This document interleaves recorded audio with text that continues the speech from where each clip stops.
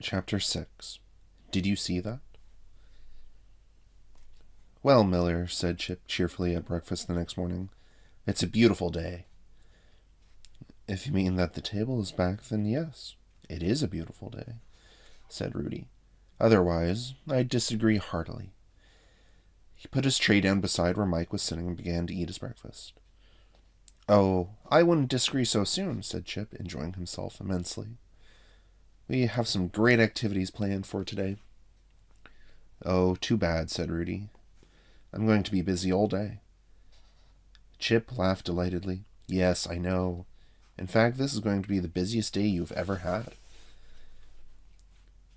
Rudy cocked his head and glanced at the counselor curiously. Something was in the wind. I don't like the sound of that, whispered Mike. He's up to something. Rudy shrugged indifferently and continued eating. Just as he finished his breakfast, Frank and 3 of the other counselors approached table 13 and stationed themselves behind him. You're Miller, said head counselor. I know that, replied Rudy lightly. Well, here's something you may not know, said Frank.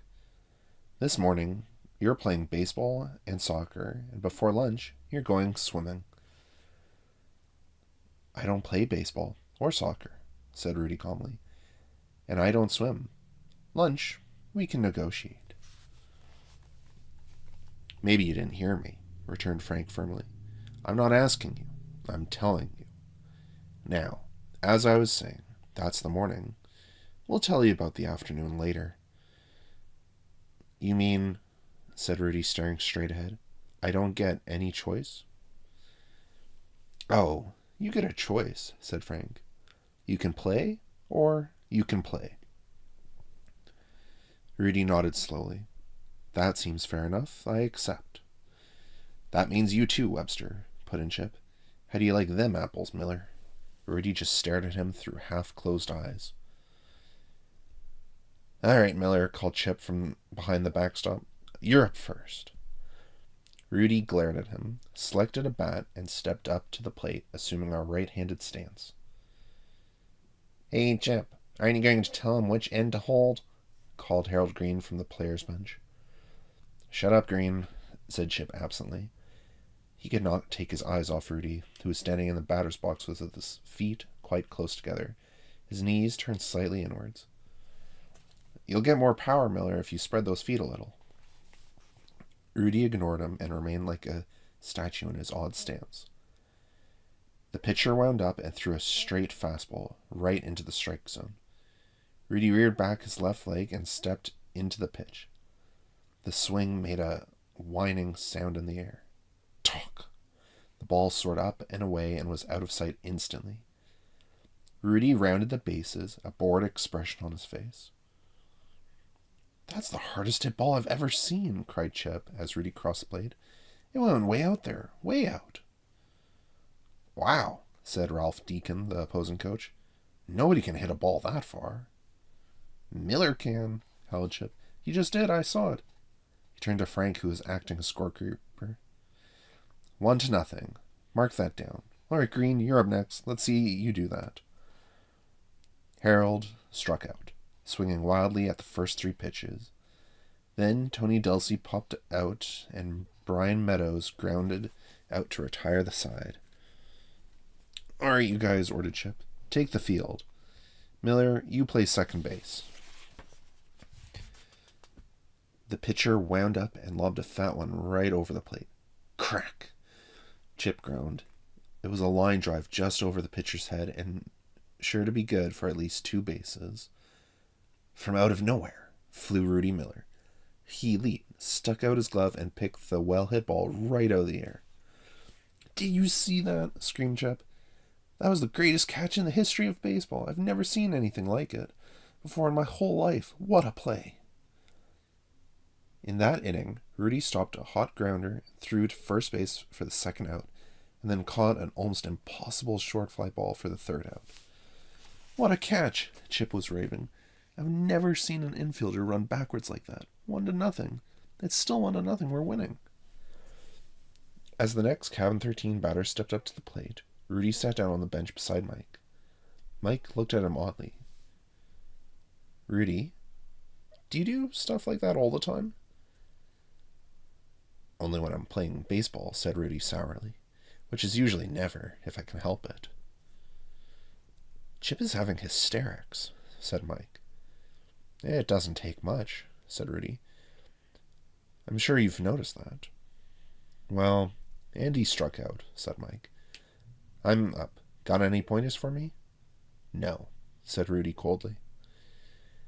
The next 2 innings went quickly. Rudy switched to center field, ended the 3rd inning with the miraculous catch of a sure home run ball, followed up by a long throw to first base to catch the runner trying to tag up.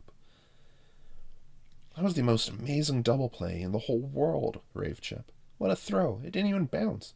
What an arm. Wow, we're still ahead, he reminded Frank. Still 1-0, and Miller's up this inning. Adam, the Cabin 13 pitcher, struck out feebly, and that brought Rudy to the plate. Come on, Miller, jeered Chip. Do it again.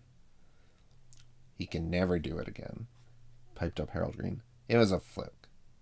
He got a catcher's mitt right in the mouth from Mike Webster. The first pitch was low and outside. Ball 1, thought Chip. But Rudy crouched down, moved forward, and reached for the ball. Tuk! Like its predecessor, this ball soared fast and far and out of sight. Expressionless, Rudy ran the bases. Chip cheered himself hoarse. That one must have flown all the way to the dump.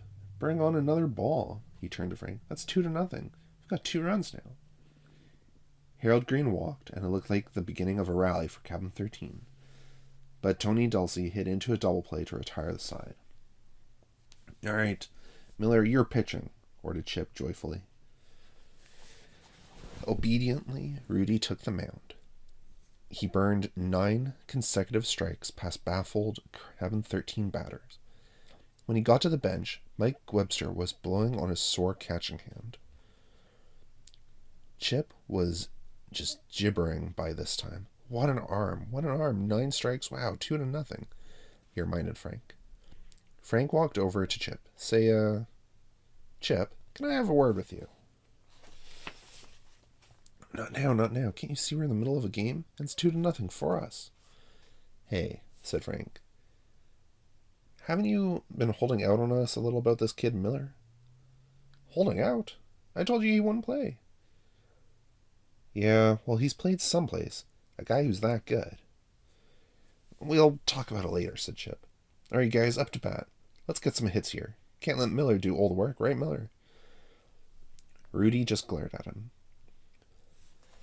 It was the 6th inning, and the score was still 2-0 when Rudy came up to bat again.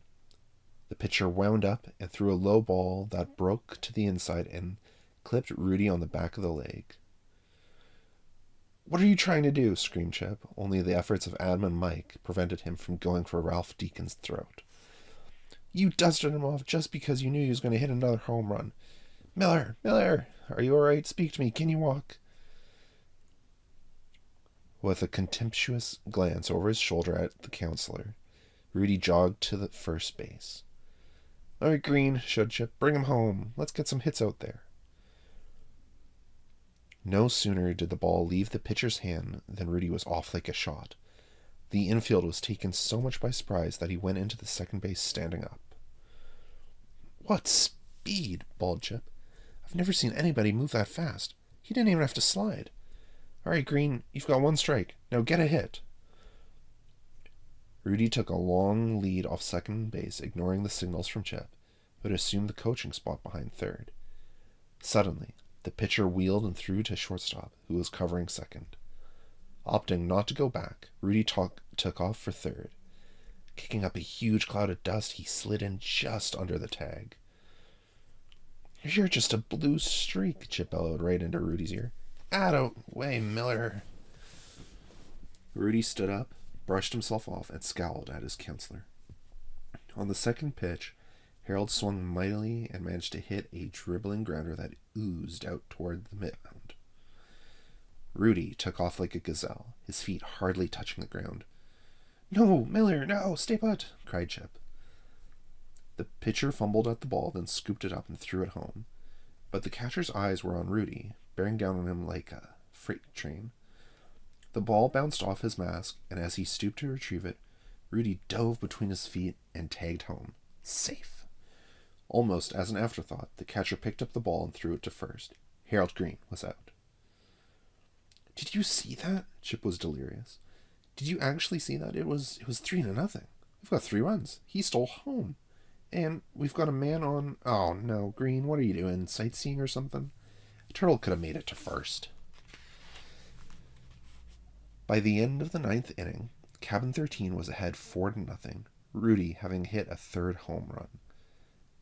Chip was in ecstasy. We won. We finally won a game. It was the most incredible, wonderful, fantastic, stupendous game in baseball history. Miller, you said you couldn't play baseball. I never said I couldn't, said Rudy blandly. I said I don't. Frank walked up to Chip. Congratulations, he said coldly. I guess you've got the camp championship all sewed up. I guess so, chortled Chip gleefully. Isn't Miller something? At baseball, said Frank grimly. Let's see if you can play soccer. He turned to Rudy. I suppose you don't play soccer. That's right, said Rudy hopefully. I don't. Well, you're going to, said the head counselor. Cabin 13, get over to the soccer field. Cabin 9 is waiting for you. As the boys made their way to the soccer field, Mike jogged up to Rudy. I'm sorry. For what? Rudy asked listlessly. For asking you for batting tips, said Mike. I accept your apology. Mike laughed to himself. Some things changed, but Rudy never did. All right, you guys, bellowed Chip. Take the field and play your positions. Miller, you're a forward. He turned to Jack Tyler, the Cabin 9 counselor.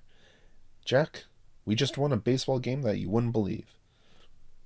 Oh, yes, I would, exclaimed Jack. I was walking across the compound when that home run ball nearly took my head off. So I came to watch the rest of the game. The whole camp's buzzing about your Miller. You kept him a secret, didn't you? No, Chip's denial was absolute. He kept himself a secret. He wouldn't play. Star like that? Don't make me laugh. But, said Chip, the game was underway. Instantly, Rudy stole the ball and maneuvered his way through the Cabin 9 defense in a manner which left many of them sprawled on the grass. Effortlessly, he approached the opposing goal and kicked. Like a cannonball, the ball went into the top right-hand corner of the net. The goalie did not even see it and made no move. Did you see that? He deked out the whole team. What feet, and what a kick. It's a wonder the ball isn't flat as a pancake. Chip turned to Frank, who was acting as scorekeeper, but before he could open his mouth, the head counselor said sourly, Yes, I know. 1-0 for you. I've already marked it down. Guess you think you're pretty cute about this kid Miller. Honest, cried Chip earnestly. I'm the most surprised guy in the place. I thought he'd be a dud, not wanting to play and all. I just don't understand it. He glanced toward the field. Hey, Miller's got the ball again. Come on, Miller, pass. Who's he going to pass to? Asked Frank bitterly. Nobody on the field can keep up with him. Goal, goal, cheered Chip. 2-0, mark that down. When the game ended, Cabin 13 had won 18-0. Rudy Miller had scored 10 of those goals and assisted on 6 others. Oh, said Dave, the swimming coach. You're the guy who can't swim. After their second amazing victory, the boys of Cabin 13 were standing around on the swimming pier, awaiting their turn in the water. Frank elbowed Chip in the stomach. There goes your living legend, he gloated. Miller can't swim. Well, we'll take care of him, promised Dave. Go get a flutterboard and I'll teach you how to kick. You'd better get him a rubber ducky, sneered Harold Green. Shut up, Green, ordered Chip. That'll cost you another day's work detail. Okay, everybody, said Dave. Into the water. Recreational swimming while I work with Miller. Passively, Rudy allowed himself to be led into the water and draped over a styrofoam flutterboard. He had been kicking around a small circle, earning Dave's praise, when he heard an angry shout from the pier. Green, bawled Chip. You're beyond the limit. Get back in here. I can't. I can't, quivered Harold from way out. I've got a cramp. Instantly, Chip threw himself into the water and began splashing out toward Harold. Wait here, shouted Dave to Rudy, and he too began swimming toward Harold. As Rudy watched, Harold went under for a few seconds and came up spluttering. That jerk, Rudy commented aloud. He tossed aside his flutterboard and began to swim long, powerful strokes that carried him swiftly through the water. He passed Dave and began to pull ahead of Chip. Miller, get back here. You can't swim. Rudy reached the struggling Harold and well ahead of the two counselors. Grasping him in approved Red Cross fashion, Rudy began a powerful side stroke which soon brought the two of them back to the pier. He boosted Harold up to Frank's waiting arms, retrieved his drifting flutterboard, and resumed his kicking. Chip and Dave swam up. Dave snatched the board away from Rudy and turned to Chip. He can't swim, hey? He brought the flutterboard down on top of Chip's head. It broke in two. You might have told me you could swim like that, said Chip at the lunch table. You didn't ask, said Rudy. I'm not complaining, explained Chip hastily. You were just great out there this morning. He surveyed the boys at table 13. This is a great day. We're just starting to click as a team. A team? Laughed Adam ruefully. Miller did it all by himself. He could have beaten those guys without us. In fact, I think we got in his way. No way, insisted Chip. We're a team, right, guys? Right, they all chorused, tiredly and without much conviction. Rudy took a bite of his sandwich. Hey, this tastes stale. Chip flushed. No, Miller, you're not poisoned. Great little kidder, that Miller. Mike nudged Rudy. You're not going to go berserk and kill somebody, are you? I can't guarantee anything, replied Rudy evenly. Mike grinned. Tell me, he said, what happens when you play other sports? Rudy shrugged. Same thing. Mike whistled. I don't think Chip is going to be able to stand it. He's going crazy. For him, it's a short trip, observed Rudy. Wow. Wow, screamed Chip as Rudy came off the obstacle course well ahead of the rest of Chem 13. That must be a new camp record. Way to go, Miller. What a workout. He turned to Frank. Look at that. The kid didn't even work up a sweat. What an athlete. Strange. He should only show up now, said the head counselor sourly. Did you see that forehand smash? Howled Chip as Rudy danced around the tennis court opposite Fred Baldwin, Algonquian's tennis instructor. Miller's winning. He's beating Fred in straight sets. Shut up, Chip, panted Fred warningly.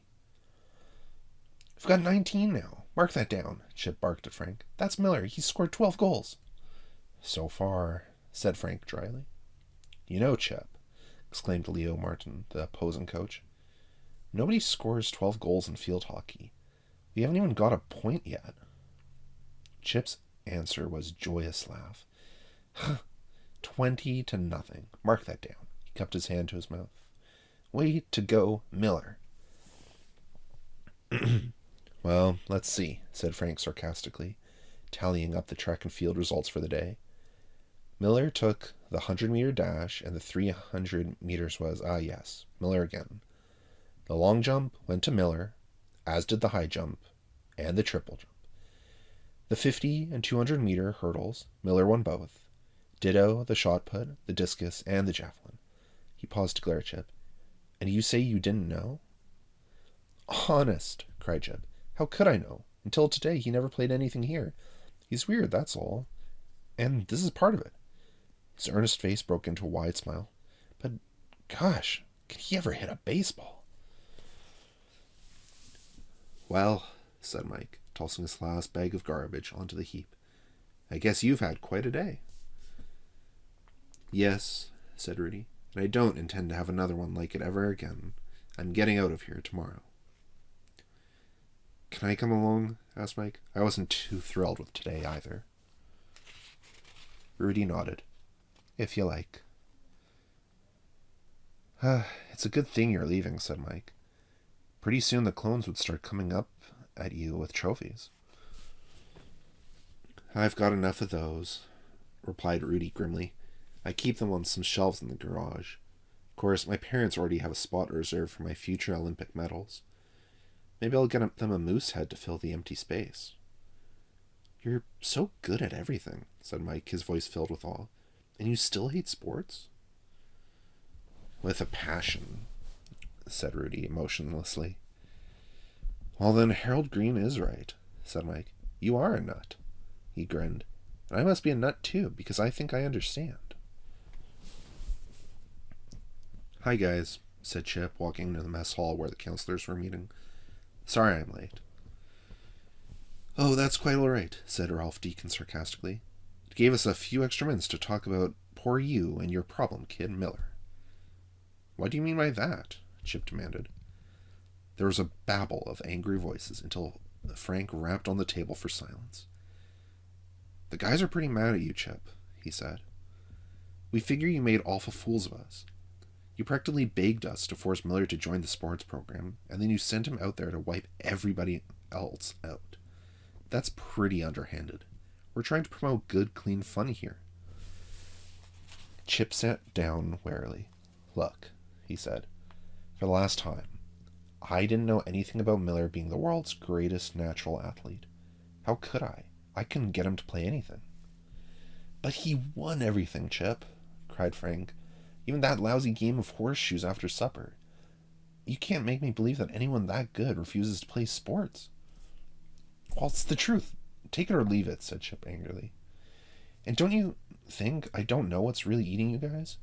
You're sore because my one kid made your whole cabins look sick. Well, I don't know if you noticed, but he made my cabin look sick too. And that's as much of a problem as anything else. Our guys will never work as a team, and they can't work up any team spirit with one kid doing it all. And besides, good or bad, Miller's got as much right to play as anybody else. There was a low, discontented mumbling. Okay, said Frank. That's all for tonight. Let's sleep on it. The beaver sniffed at the round white thing that had fallen from the sky that morning and lodged in his dam. What was it? He nudged it with his nose. It seemed harmless. Warily he poked it aside. It rolled off the dam and landed in the creek with a plop and sink. He settled himself down to rest. There was much work to do tomorrow. He hoped that no more strange things would come falling down from the sky.